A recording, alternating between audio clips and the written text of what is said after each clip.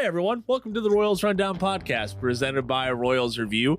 My name is Jacob Milham, and the guy on the other end of the horn, you know him, Jeremy Greco. Jeremy, how are we doing this week?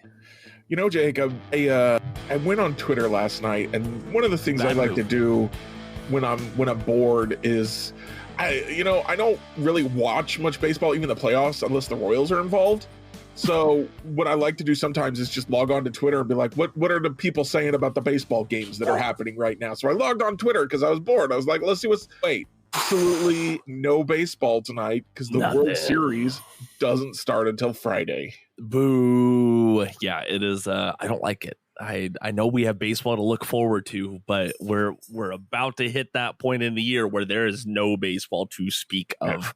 And this is even worse because once the World Series ends, everyone everywhere will be talking about free agents and trades, and just like no one had anything to say about baseball last night. And it was double down because no one had anything to say about football last night. Yeah. And I follow a lot of football too. Like, it's Tuesday night. There ain't no football on Tuesday night. That's the one night this year the Chiefs don't have a game scheduled.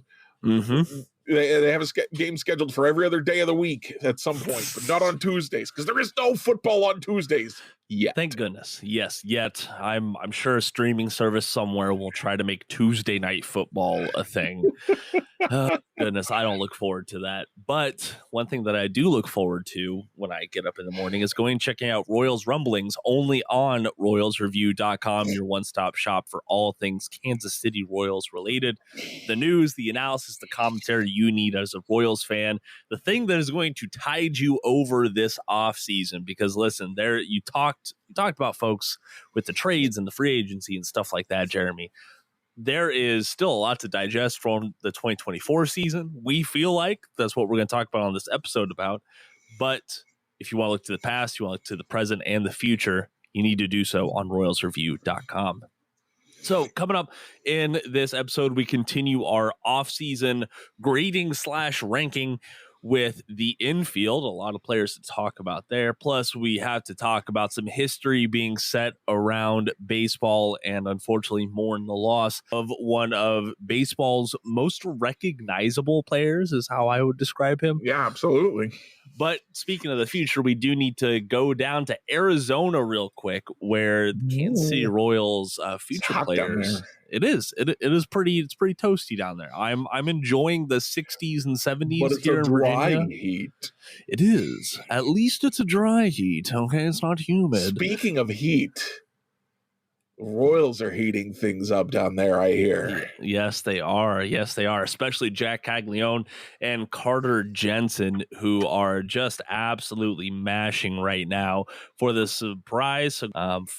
Finally, Caglione hit his first Arizona Fall League home run last night, and it was an absolute rocket. I think it was like 111 miles an hour off the bat. That. Opposite field, all right. When the left-handed hitter is putting one over the fence or over the left field fence, that's pretty dang impressive, if you ask me. That was the second one that he'd hit over 100 miles an hour to left field. He just missed a home run in his previous at bat.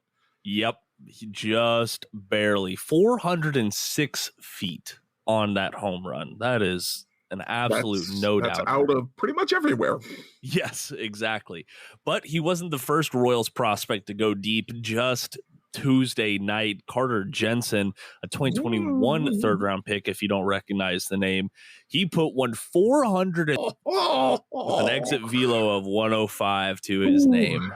It is an interesting time to tune in and watch those players down there in Arizona, because there's a lot of talent down there in baseball in general. I've spoken about that, but just for the Royals specifically, there's a lot of good things going on down there.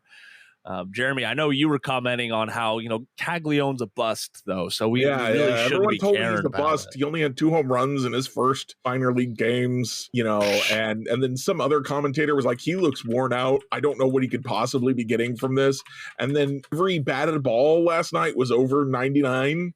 So if that's Cag's worn out, I'm looking forward to seeing him first base next year. It is. Listen, and that was if you didn't hear, Keith Law of The Athletic, he is That's who it was. I'm trying to think of how to describe who Keith Law is. I mean, he's a prospect guru. I wouldn't even call him a guru. Oh, you wouldn't? Okay. I would. No, I've understood him to be pretty well respected. There's a lot of past tense in that statement that you just said there, Jeremy. But, he was down there in Arizona watching games. And yes, he noted that Caglione, quote, he looks gassed since the guy's been playing since mid-February between collegiate, between affiliated, and now the Arizona Fall League. Talking about because he's struck out a bunch of times on off-speed pitches. That's how he looks gassed. Well, I mean, he looked just fine last night. So I will absolutely take that. But, I mean, Jeremy, I know you don't put a whole lot of stock into guys before they get above AA. Well, listen, Jensen's in AA, or he ended the season in AA. Caglione should absolutely start 2025 in AA at the very least. So? I think he should. Okay.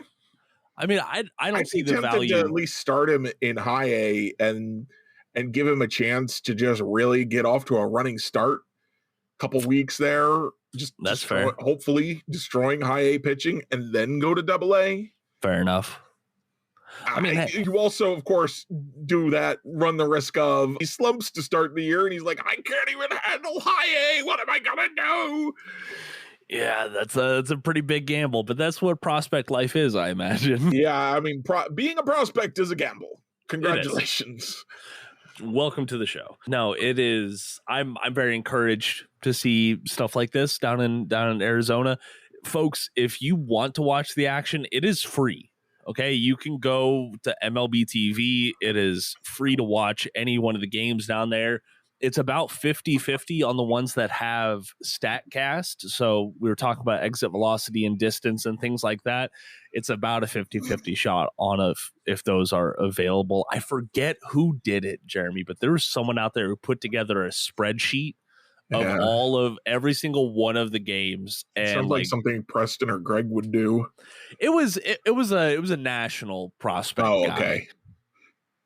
So I'm blanking on who it is, but it was a great resource. I'll share it if I find it again. But all right, if got a question for you, Jacob, I want to put you on the spot. Boy, let's hear it. Carter Jensen. Yes. Does he play for the big league team in 2025? No, not unless there's a major injury to one of Perez or Fermin.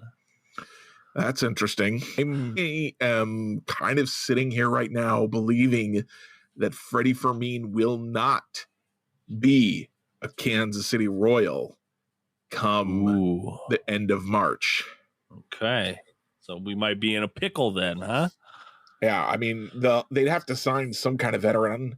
I was talking to somebody, I don't remember who. Yasmani Grandal had a really good year last year. He's old, but and he's not exactly well known for his defense, but he, sign him to a 1-year deal. That'll hold you over until Jensen's ready, I think.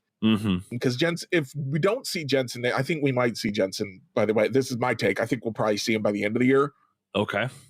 Like a September call-up, maybe? Yeah, something like that. But so he'd probably be ready for 2026. So you just need somebody to kind of cover a year, and then somebody is going to look at Fermin and say, there's our starting catcher. Please take a bunch of good stuff. Please. Pretty please. And we're going to talk my money, as Fry would say. Yes. Excellent Futurama reference there. We'll talk a little bit more about Fermin later on in the episode, but there's a big gap in the organizational depth chart is the term that I would use. Yeah. I know, like, we didn't see Austin Nola or Sandy Leone. Like, neither one of those guys played in the big league club. We didn't want to see them. No, we didn't. But those were going to be like the bridge guys if something happened to one of Salvi or Fermin that shelved them for a good amount of time. That's why Nola was on the 40-man roster for like most of the summer, man. He was just kind of hiding out, and he wasn't doing nothing in AAA. If I just belched into the microphone, I apologize. You are just fine. You are just fine, Jeremy. It's really fun to watch Jensen though when he's not being trepidatious at the plate. Like he showed this later on in the season for the Northwest Arkansas Naturals. Very exciting stuff, but I just don't know if you can find that balance between drawing a bunch of walks and hitting home runs. As you pointed out, I don't really pay a ton of attention to the stats until AA. Yeah. But I do listen to prospect guys who talk about players who aren't yet in AA or have just reached AA who have a little bit more insight. Mm-hmm. And I know guys like Preston Farr especially comes to mind are absolutely in love with Carter Jensen and his tools and his approach. So I may not care much about his stats, but I am still very much looking forward to seeing him come to the big league soon. Oh, yeah, for sure. And I think MLB.com has him as the organization's number 5 prospect. Something like that, yeah. Preston surprisingly does have him a little bit lower at number 9. Oh, interesting. But still very good grades on all things, especially like his arm and his ability to stick behind the plate are very, very valuable. We'll see how that plays out for the rest of the Arizona Fall League and into 2025.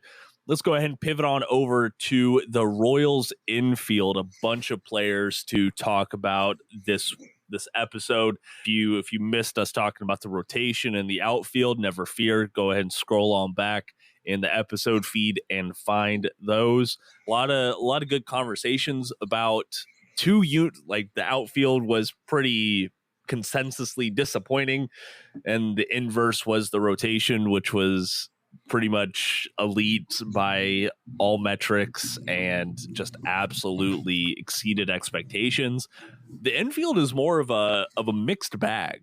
Yeah, I would say. So, Jeremy, you said let's go ahead and just rank these guys now using our criteria. But then I realized that as I rank them, I want to grade them. So, please go ahead and start it off. All right. So I'm just going to run through. Yeah. And then you can run through, and then we can kind of break down like maybe where we have differences. Okay. I think that might work. I know I'm springing this on you, but we're going to do it. So last time I was giving Cole Reagans, I was giving him the A++, the A sharp, right? I realized that instead of doing programming reference, I could do Japanese video game reference. Ooh. Bobby Witt Jr.'s rank is triple S. Yes. S tier season. Yes. Not just S, triple S. Triple S. I've never seen that. Salvador Perez, I'm going to go ahead and give him an A. His defense improved to average. His offense was, he had a 115 WRC plus as a catcher primarily. He played some first base too, but he was very good defensively at first base. So we got to give him some credit for that, I think. Yeah. Freddie Fermin, I'm going to give him a B. I'll give him a B plus. Michael Massey, this is going to be an interesting one, I think. Also a B plus. Vinny Pasquantino, I'm going to give him a B. Michael Garcia, I'm going to give a C minus. Paul DeYoung, I will give a C. Okay. Garrett Hampson, I will give a D. I think we rated him in the outfield, but rating him as an infielder, I'll give him a D. No, because I liked his defense a lot better in the outfield than on the infield, so I'll give him an F. Okay. Yuli Gurriel, I'm looking at these by kind of I'm not ranking them properly at all. Yuli Gurriel, I'm going to give a C. He came in, he did everything that could be expected from him, even a C plus. Nick Lofton, I'm going to give a D, and Adam Frazier gets an F minus. Ooh, all right. Oh, I'm trying to think of where I might disagree with you on that. So let's go and start off with Nick Lofton real quick. He was kind of the yo-yo guy between the Royals and the Omaha Storm Chasers. Some of his batting numbers on the year: 189 batting average, but a 282 OBP, 236 slugging, not great. Went for a 50 WRC plus, so he is about 50 points worse than the average MLB hitter. Half as good as an average MLB hitter. Thank you. He didn't have a whole lot of batted ball luck. He drew plenty of walks. He didn't strike out a ton, but he just didn't have that power, and he didn't really impress a whole lot at the plate. Looking at the walk rate, I understand why they tried leading him off a couple of times. Yeah. Like it makes sense on paper, at least. Yeah, he had the highest walk rate of anyone on the Royals except for Gurriel, who was here for even less time than Lofton. Which is crazy. My thing about Lofton is that ISO, which was a .047, lower than Garrett Hampson. Yeah. That is a complete absence of power. Hang on, I got to look up Nicky Lopez because I bet this is not going to look good even compared to Nicky Lopez. I mean, Lofton's ISO is about as half of Adam Frazier's. Yeah. Okay. Even Nicky Lofton has every season except for 2022. Nicky Lopez. Yes. Season except 2022. Nicky Lopez has a higher ISO than Nick Lofton had last year. If you're not hitting the ball for more power than Nicky Lopez, that is a problem. It is. It absolutely is.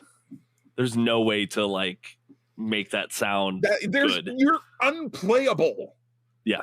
Well, I mean, when I look at Nicky Lopez's good season, right? He had the amazing shortstop defense, and he had a .078 ISO with a .347 BABIP that allowed him to finish the year with a .300 batting average. Right. I mean, he was the epitome of all slap singles. Yes. No power, no walks, just a whole bunch of singles. And that's why he was only good the 1 year, was you can't rely on slap singles for all of your hits. Nope. Sure can't. And that's why Nick Lofton didn't stick with the major league club. All in all, he played above average defense, but his bat was so bad. He finished even with the walks. Yeah. Even with the walks, he finished with a negative WAR on the year. I don't know what outside of the walks, I don't know of a positive to take away from his season, because I'm not going to go into 2025 and really even consider him a contender for the 26-man roster unless something drastic really happens. Yeah, I think disappointing. He's 4A depth at this point, and he'll get a spot if somebody gets hurt on the infield, and that's it. It's pretty disappointing, but such is life. At least he made it to the show. I did try to warn you. You did. Garrett you were Hampson, very high on him before the season started. Yeah. I think that's why. I shouldn't make fun of you because it's not like I've never gotten anything wrong, but I have to a little bit. You were the resident ball knower, Jeremy. Okay, sure. I've spoken about this. The Royals are going to win the ALDS in 4 games. Woo! I was wrong. It happens. That's called being optimistic, sir. Yeah, Garrett Hampson was an interesting case. I didn't like seeing him at all on the infield, like you talked about, but his center field play, he at least offered defensive capabilities and a right-handed bat against the lefties. Right. On the infield, why? Yep. Michael Garcia's better at third base, and he's a better base runner. Michael Massey's better at everything, except maybe he's not as fast, but he might be a better base runner. Might be. Let's see here. I'm moving on to Adam Frazier. Yeah, I gotta go with an F on him too. There just wasn't a whole lot of value that he brought outside of a few key hits. Yuli Gurriel, I'm going to give him, numbers say I want to give him C-. Heart says I want to give him a C+, because I had zero expectations for that man coming to Kansas City, and he exceeded that. You know what's in between those two things? A C. Which is what I gave him. Hey, that's true. Paulie Young, you got to give him a C-. I think that's what I gave him too. I gotta go with C-. He was above so replacement for a couple of weeks there, and then so bad. There's no in between. That's why he was available for a low A pitcher that we had never heard of. Yeah, cool. And then this is where you started getting into what's the difference between a B- and a B+. I'm gonna give Vinny and Michael Massey, I'm going to give them both B-. I just have to fight you about Massey. Well, let's go ahead and fight about it. So basically, the only thing Michael Massey did wrong this year was be hurt. That's it. Yeah. He did everything else you could have asked from for. He didn't walk, but he also doesn't strike out. He had, on the other end of the spectrum, he had a 190 ISO, which was second. It was ahead of Salvi, behind only DeYoung and Bobby. And if your second baseman plays good defense, which he does, runs well, which he does, doesn't run great, but he runs well, and then he hits for a decent average, and he finished the year with a 259 average, which is decent these days, and he hits for a little bit of power. He had a breakout year and nobody noticed. Yeah. Because the only reason he doesn't get an A for me is because he was hurt. Right. And I'm really drawing him back because he was hurt. Okay. He played it in 100 games. He did. I thought he was hurt a lot last year. He still played in 129 games last year. All right. He was available a lot, sure. But man, like I don't know. The Royals went into this season every day considering him to be the everyday second baseman, and his play deserves that consideration. But you're telling me that you're missing you are missing 62 games out of the season? Like that's a lot. See, for me, what I'm looking at is I'm saying, man, he was so good when he wasn't hurt, and I have to believe that they figured he stopped getting hurt after a while, right? He was hurt to start the year. They said, we got some exercises that he's going to have to do forever. And then he got hurt again, and they said, all right, well, we'll get this figured out. And then when he came back, they eased him back in, and then they started starting him every day. And he got the job done. Now, I don't want him leading off. I don't think that's the best place for him. I would like him to bat third, fourth, fifth, sixth, somewhere in there. He could bat second if you wanted Bobby to start leading off. That would be okay. Yeah, that'd be fine. I don't think they're going to do that, but yeah, just he shouldn't lead off. He doesn't have the OBP for that, but he does everything else I want. He everything I wanted from Michael Massey, he gave me except for being healthy, and I think that health is a thing. Like, I know that the best predictor of future injury is current injury or past injury, but in this case, I feel like this is a situation where they said, all right, we've identified what causes these injuries. Most of the time, injuries are like, well, he just keeps getting hurt. We don't know why. We don't know what to do about it. In this case, they said, we know what's causing the injury. We think we can stop it. So that's the difference for me, where I'm like, I 100% trust him to be my starting second baseman next year for 140, 150 games. Okay. All right. Vinny is another one that I think I'm deducting pretty hard just because of the injury stuff. Because just go back to last offseason, Jeremy. Do you remember the joke you were making about Vinny? Yeah, the unstable shoulder. The unstable shoulder. And I get it. It wasn't the shoulder this go around that kept him out of action, but it's still a trend that is disheartening. See, and for me, I look at that and I go, man, that's a freak injury. That would happen to any first baseman in that same situation, but you're not going to be in that situation very often. That's true. But how many times did he also avoid injury that where other guys would have been injured and he wasn't? He's done a great job of avoiding base runners. I don't, and he was already back at hitting after a month. And he was hitting the ball pretty hard a couple times in the playoffs. So I believe he's going to be healthy next year. My issue with Vinny is, like, I want to give him a high grade because 97 RBIs. The dude was driving in everybody he saw. I keep teasing this. Someday I'm going to write it. This article about why I think his RBIs matter when RBI as a stat doesn't. Right.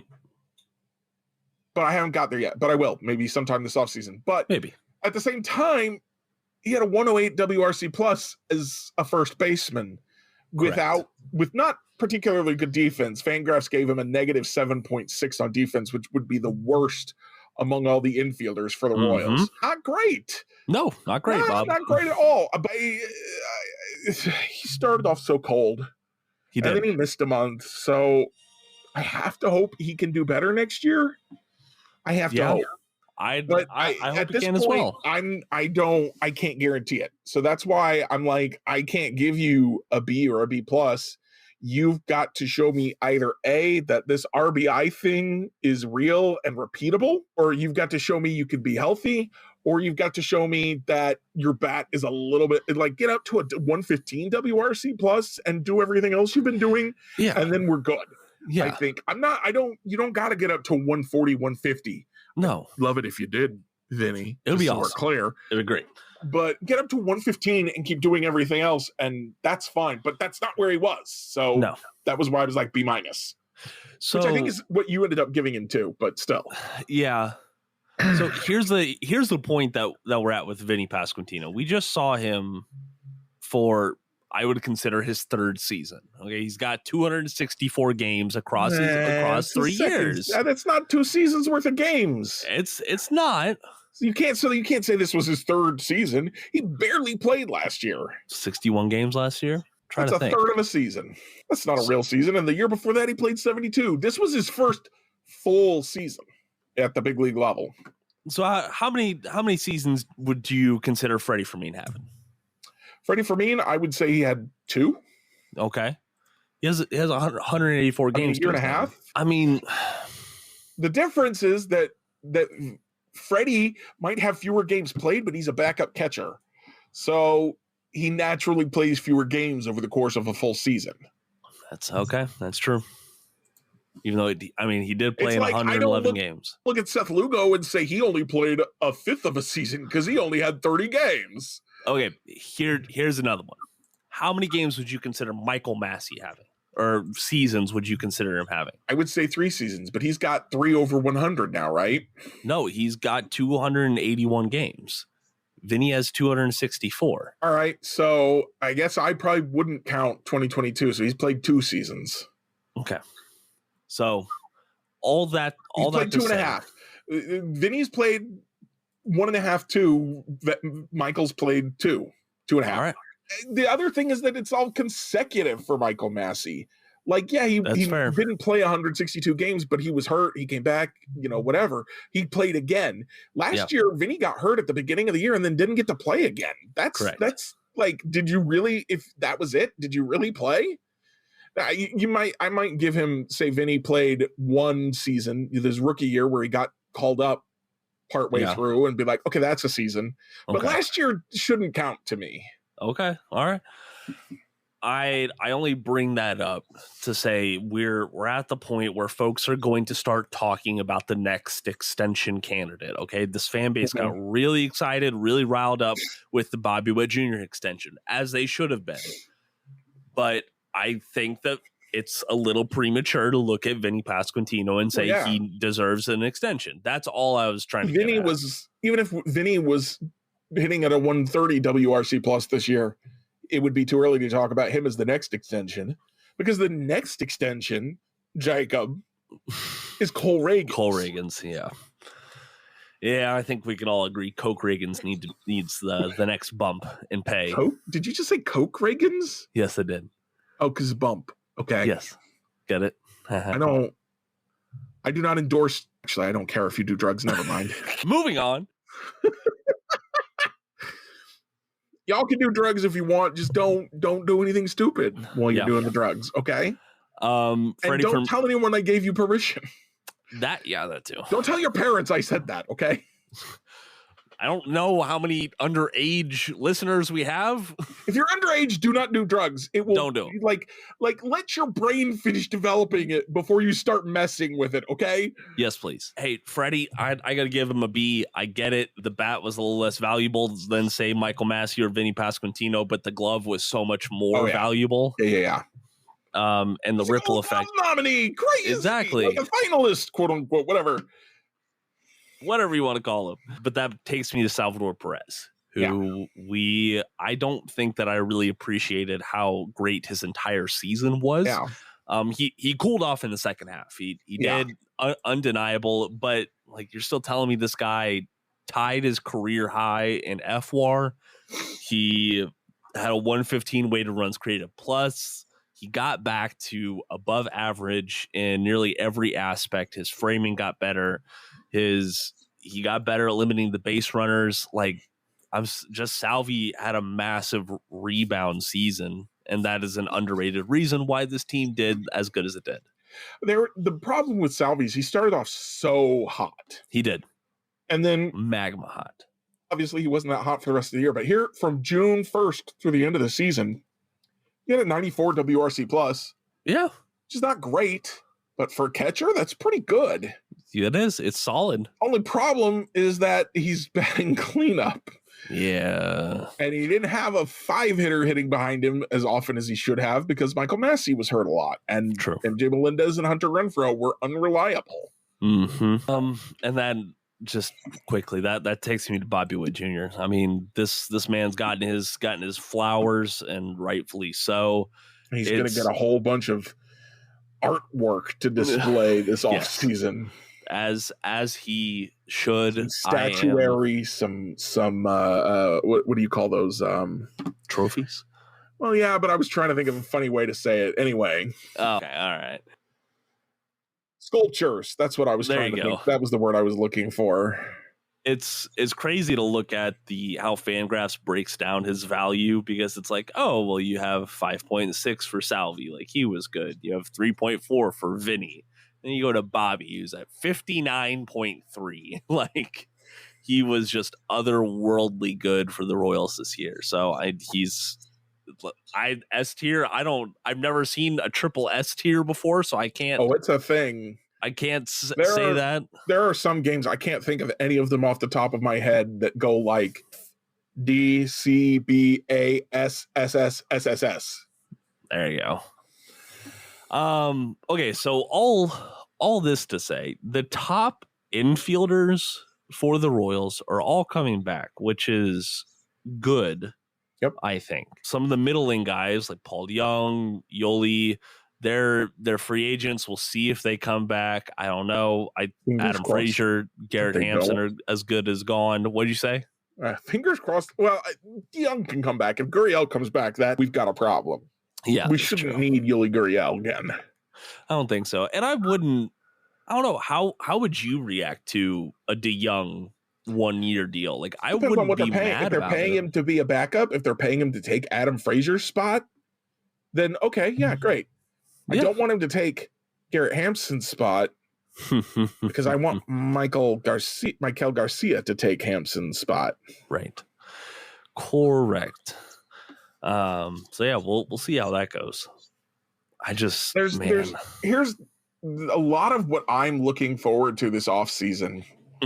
Is it's an interesting thing because JJ Piccolo admitted that they needed a leadoff hitter and a cleanup hitter, and that they weren't getting enough from their corner outfield spots.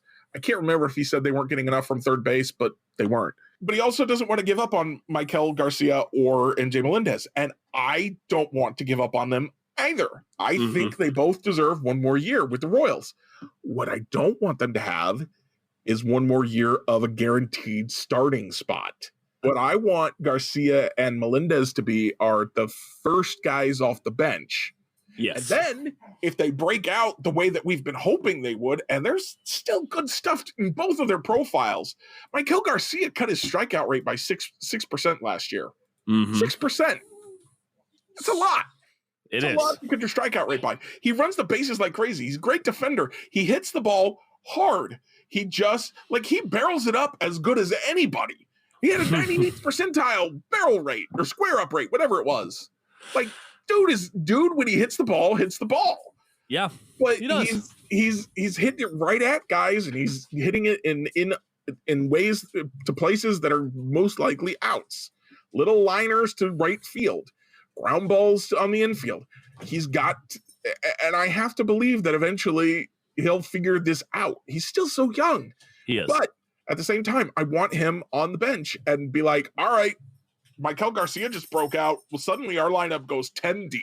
Right. Exactly. Instead of saying, to start the year, our lineup goes 7 deep, and we hope that these guys figure it out. It was getting pretty shallow at points. And we saw just how much the team changed, even when it consistently went 6 deep.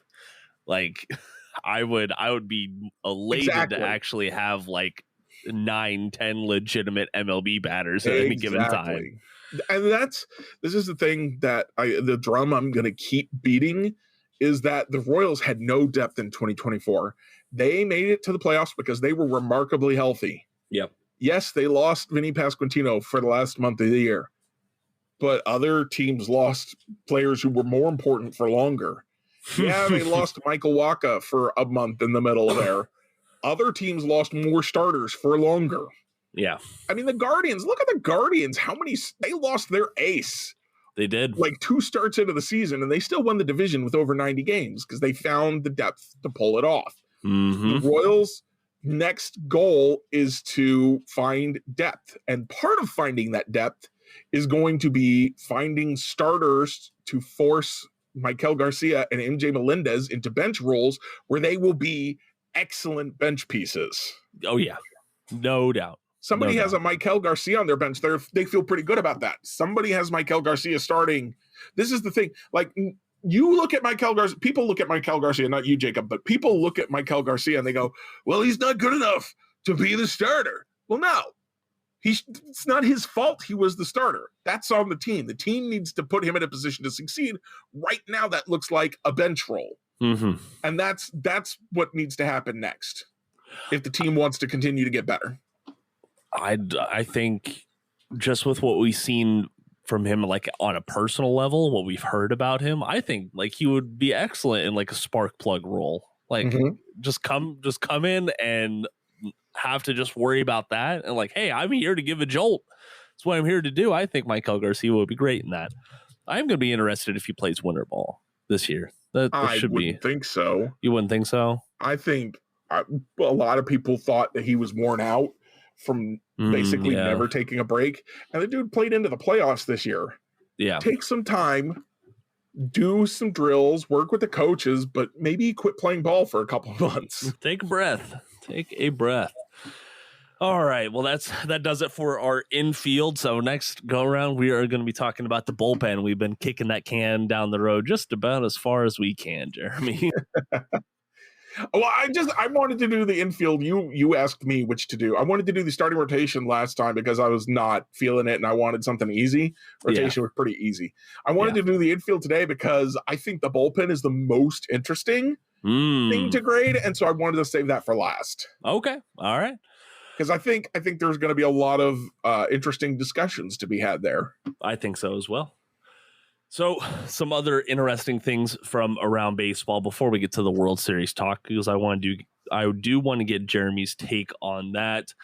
More baseball history was set Tuesday evening when Shohei Ohtani's 50-50 home run ball fetched a record-breaking $4.392 million at auction, surpassing the $3 million and some change that Mark McGwire's 70th home run ball came into, and you can get the whole thing for $19 shipping and handling as well. So I hope that wasn't the breaking deal on it. Jeremy, this is a lot of money. This is a lot of money for a ball you're going to put up on the shelf, but do you think it's worth it? I mean, it was the 50-50 ball. It's not gonna. That might not ever happen again.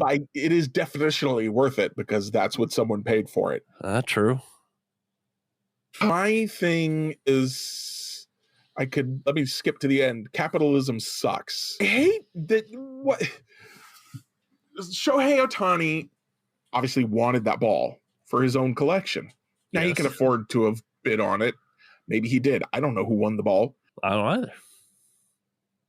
Like, way that our society, this is just one more aspect of our society that I don't like, where catching a baseball, an important home run should be cool for the sake of, wow, I caught that home run. And now I get to meet Shohei Ohtani and shake his hand and he'll give me some signed memorabilia to remember this by, and he'll get to keep this ball. Like, but what it's turned into is there's lawsuits left and right over I had the ball. No, I had the ball. And there's all this like money. All that matters is the money for everybody involved. And if anybody, I have to believe that at least some of these people who trade balls to players for memorabilia then turn around and sell the memorabilia. Yeah. Because our society is at such a point where money is so hard for some people to come by that it's like, well, this is my ticket to seeing my air conditioner, or buying a new car or whatever, like solving a problem in their life or making an improvement in their life because of how and this is not a complete anti-capitalist rant. I'm not wholly opposed to capitalism, but the version that we currently are using in this country and globally, honestly, is very problematic. And I'm going to get off my soapbox now because I realize that no one wants to listen to this. But that's where my brain goes when you ask me about this baseball. So to your point, talking about all the different people, and there's still pending lawsuits. There's still 3 different people who claim to be like, I caught the ball first. And those are just the ones who have filed lawsuits about it. Can we get some instant replay here? It always works, right? We'll just get the umpires in New York. We'll just review the tape. They'll know who. We don't need the lawsuits, right? We really don't. Speaking of instant replay, one of the interesting things from the Arizona Fall League was they're not just doing the balls and strikes. They debuted something with check swings now, and it's to a point where they can display it on the center field board, and you can see where the bat was at, or did it break the plane, things like that. Like, Jeremy, I know we're still kind of debating over balls and strikes at the major league level. I feel like we're not debating. I feel like we're all in agreement. Let's do that. It just hasn't happened yet.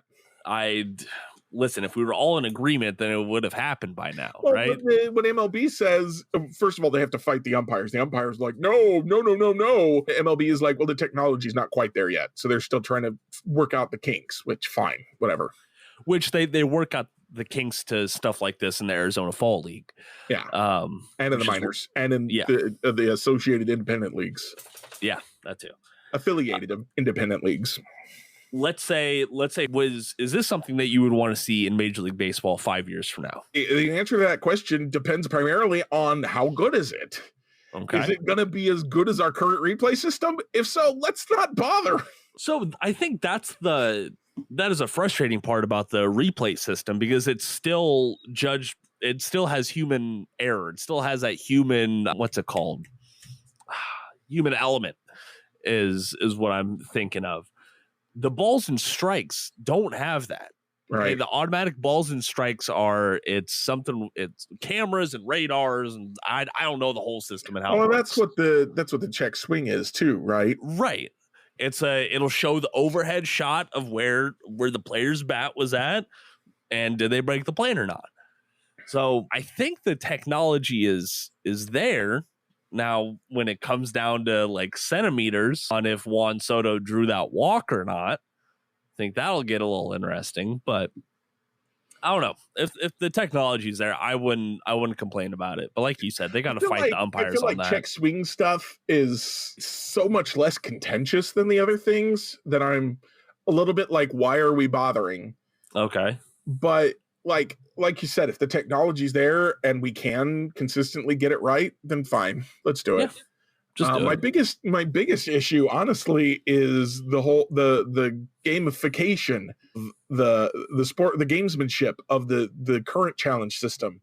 Okay, well, if you challenge and you get it wrong, then you lose it. Well, are we trying to get the calls right, or are we trying to reward teams that are good at figuring out when the umpire's screwed up and punish teams that are bad at? Like, this is another thing that a team tries to be good at instead of like just getting the calls right. And this is not unique to MLB. This is across all the sports. All of them have challenge systems like that. Mm-hmm. And we can listen. There's a big, deep, dark rabbit hole there that we can go down talking about. Like, hey, how did the yellow digital line on Sunday Night Football change how the public viewed officiating and stuff like that? Because I think it was a Rangers game or something that I was watching that they didn't have the box up, and I was like, oh well, like that's a close call. That's okay. I understand that. But when the box is up there, I'm like, come on, Blue, that's a foot off the plate. What are you doing? My favorite thing is I went to the Atlanta Royals game Friday night, last Friday of the season, regular season, and we were at an angle where if a right-handed batter was at the plate, you couldn't see the pitch. Okay. Then if the left-handed batter, like even then the umpire and the catcher were blocking a lot of your view of the pitch going over the plate.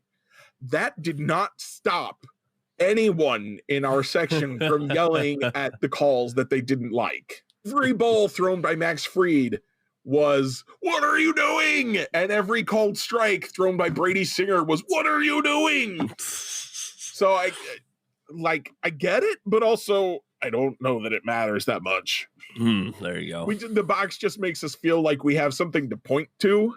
Yeah. People will do it anyway. Right. And you know what? This probably flies a little in the face of a couple episodes ago. I was talking about the Yankees having the umpiring edge and stuff like that. But I don't know, just that the human element is so volatile, and sometimes I don't know if it's on purpose or not. One of the things that cracks me up is as we demand better umpiring, better refereeing, whatever, in all of our major sports, we want them to get all the calls right. They are constantly trying to add error to the sports simulators. Like, you can turn on that umpires will miss balls and strikes in MLB The Show, and you can like set like how frequently does that happen. It cracks me up. It certainly brings a new meaning to the word simulation in MLB The Show. Last baseball related thing, we do have to send our condolences to the family of Fernando Valenzuela, who passed away on Tuesday at age 63. I don't think I've sat down and watched a Fernando Valenzuela start just for what he is, or just for what he did with the Dodgers, but I know the impact that he had on baseball in that region specifically, but also on baseball as a whole.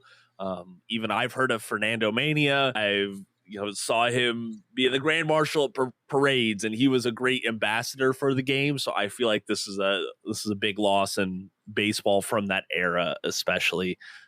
Jeremy, I mean, like, do you have you watched any of his games, or do you have any takeaways? I have not, but I also know that he was big in reaching out to the Latin community out in Los Angeles while he was pitching out there, and he became the Spanish voices of the team. Gotcha.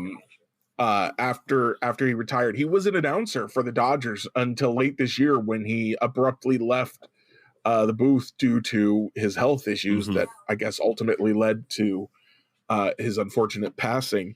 So he's even when he wasn't pitching, he was still kind of an icon out there in Los Angeles. And I think it's kind of wild that we're going to have the first Yankees Dodgers World Series since Fernando Mania. Wow. And then he passes away right before that can start. Yeah, they do have plans in the works, the Dodgers do, I mean, to honor him, which will be they great. would have had plans, I think, to honor him regardless, because the last time these two teams met, he was a force that helped the Dodgers win. Yeah, that's a good point. So sorry to hear him go. Our condolences go out to his family and the fans that felt like they had a special connection with Fernando. Jeremy, let's go ahead and get on out of here with our Royals reviews. What do you got for us this week, man? Tone shift. Yeah, I know. Sorry. That was abrupt. I'm going to review, I guess, I have so many things off the top of my head right now.